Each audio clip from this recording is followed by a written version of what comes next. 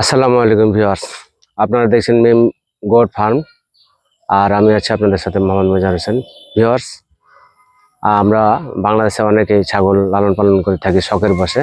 আর শখের বশে করতে যে অনেকেই ব্যবসা প্রতিষ্ঠান করে থাকে। তো ভিউয়ার্স, ছাগল লালন পালন করতে গেলে প্রথমত যে জিনিসটার প্রয়োজন সেটা হলো তার পর্যাপ্ত পরিমাণের খাবার আপনি তিনবেলা দিতে হবে। তার মধ্যে খাবারের মধ্যে অন্যতম খাবার হচ্ছে ঘাস। এই ঘাস আপনি ঠিকমতো জোগাড় যদি দিতে না পারেন তাহলে আপনার যারা প্রথম পর্যায়ে খামার স্টার্ট করবে তাদের জন্য খামার টিকা অনেকটাই অসম্ভব হয়ে যায়।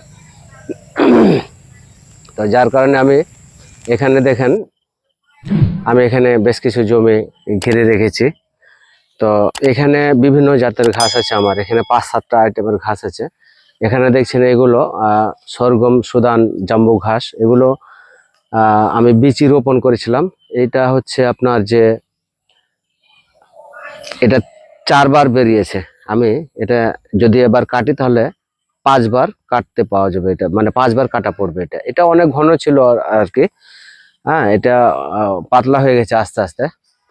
তো এই শুধু এগুলি আপনার যে বীজে রোপণ করবেন বা কাটিং লাগাবেন, এখানে অনেকটাই খরচ থাকে আর কি। বারবার করে জমি চাষ করতে হয়, সার দিতে হয়, পানি দিতে হয়।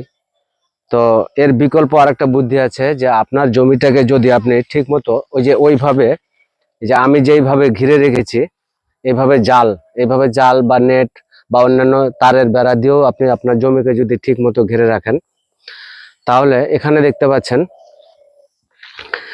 এখানে সব প্রাকৃতিক ঘাস। এখানে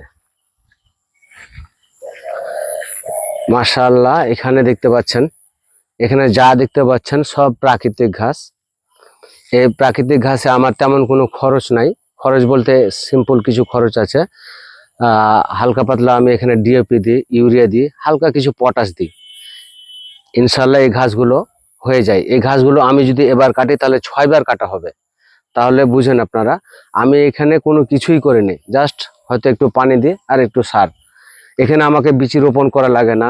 হ্যাঁ, তারপরে জমি চাষ করা লাগে না, অন্য কোনো সার দেওয়া লাগে না বেশি কিছু। এখানে আরো দেখতে পাবেন। তো আপনারা যদি জমি না ঘেরেন তাহলে কিন্তু প্রাকৃতিক ঘাস আপনার মানে জমিতে উৎপাদন করাটা খুব টাফ ব্যাপার হয়ে যাবে। কারণ যেখানে মানুষ সব সময় সচরাচর চলাফেরা করবে, তারপরে হচ্ছে গরু, ছাগল বা অন্যান্য প্রাণী যদি সব সময় চলাফেরা করে ওই জায়গাতে, তাহলে প্রাকৃতিক ঘাস বের হবে না। তো আপনি যদি আপনার জায়গাটাকে ঠিক মতো ঘিরে রাখতে পারেন তাহলে ইনশাআল্লাহ, আমার এখানে দেখেন এই যে এখানে মোথার ঘাসগুলো বেরিয়ে হয়েছে কত সুন্দর। এটা যদি কাটে আমার 5বার কাটা হবে। তো আমি এখন কাটবো না, আমি একটু সার দিব আর কি। এই সার দেওয়ার পরে হয়তো আর 5-7 দিন পর কাটার উপযোগী হবে আর কি। এই ঘাসগুলো প্রচুর প্রচুর খায় আর কি আমার ছাগলে। তো এই প্রাকৃতিক ঘাস যদি আপনি আপনার জমিতে চাষ করতে পারেন তাহলে দেখবেন ইনশাল্লাহ আপনার খামার 2.5 থেকে 3 বছরের মধ্যে দাঁড়িয়ে যাবে ইনশাল্লাহ। আপনি দানাদার খাবারের উপর দিয়েই খামার টিকে রাখা দুষ্কর হয়ে যাবে, বিশেষ করে যারা আমরা নতুন খামারি। কারণ খামার করতে গেলে একটা বিশাল খরচ আছে, আপনার পারিবারিক খরচ, তারপরে ছাগলের খামারের খরচ। হ্যাঁ, আপনার ইনকাম সোর্স যদি থাকে সেটা ভিন্ন কথা। কিন্তু আমরা যারা নিতান্তই গরিব মানুষ, যদি আপনি শুধু দানাদার খাবারের উপর ছাগল লালন পালন করে থাকেন তাহলে ছাগল লালন পালন করা খুব টাফ ব্যাপার হয়ে যাবে। আমার এখানে আরেকটা দেখেন, এই জায়গাগুলোতে আমি এগুলোতে কাটিং ঘাস লাগিয়েছি আর কি। এগুলো কাটি নাই, এখনো কাটবো। হ্যাঁ, তা আমার এই প্রাকৃতিক ঘাসগুলো দেখেন এখানে, এগুলো আমি মানে 2 মাস পর পরে, 1 মাস পর পরে মানে কাটতেই থাকি আমি। তো এখানে আমি এই যে এইভাবে কেটে নিই আর কি। বিসমিল্লাহ।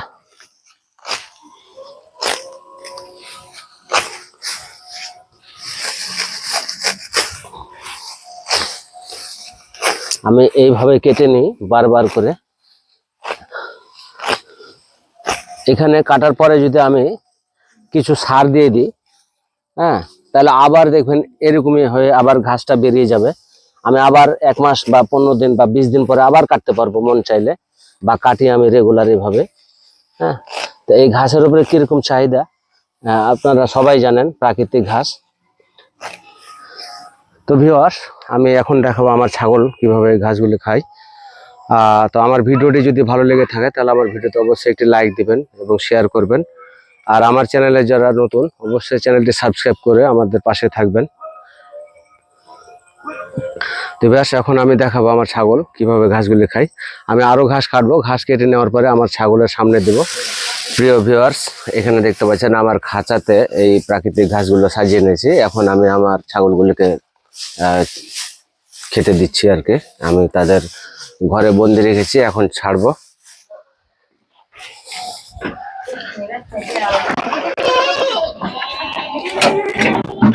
আসো এদিকে এসো, আস্তে নাম, আস্তে আস্তে আস্তে আস্তে যাও, আস্তে আস্তে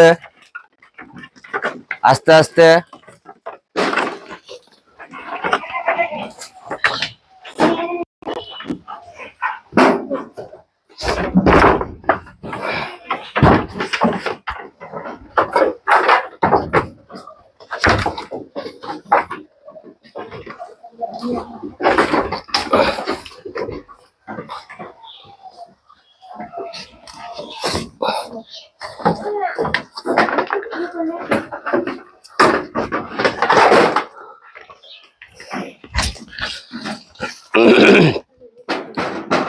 দেখি বাদশা, এদিকে আসো। প্রিয় ভিউয়ার্স, এখানে দেখছেন আমার ছাগলগুলি প্রাকৃতিক ঘাসগুলো কিভাবে খাচ্ছে। আশা করি আপনারা এইভাবে আপনারা প্রাকৃতিক ঘাসগুলো আপনাদের জমিতে চাষ করবেন, তাহলে ছাগলের খাবার নিয়ে টেনশন করতে হবে না।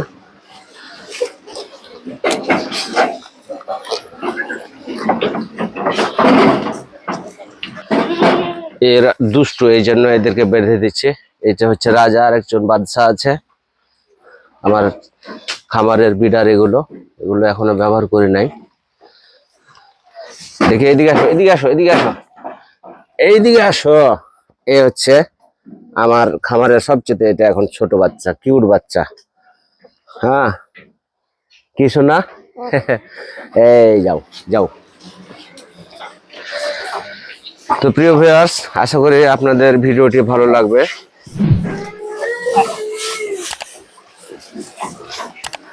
তো আজকের মতো এখানেই ভিডিও আমি শেষ করছি। পরবর্তী ভিডিও নিয়ে আবার উপস্থিত হব। ভালো থাকবেন, সুস্থ থাকবেন।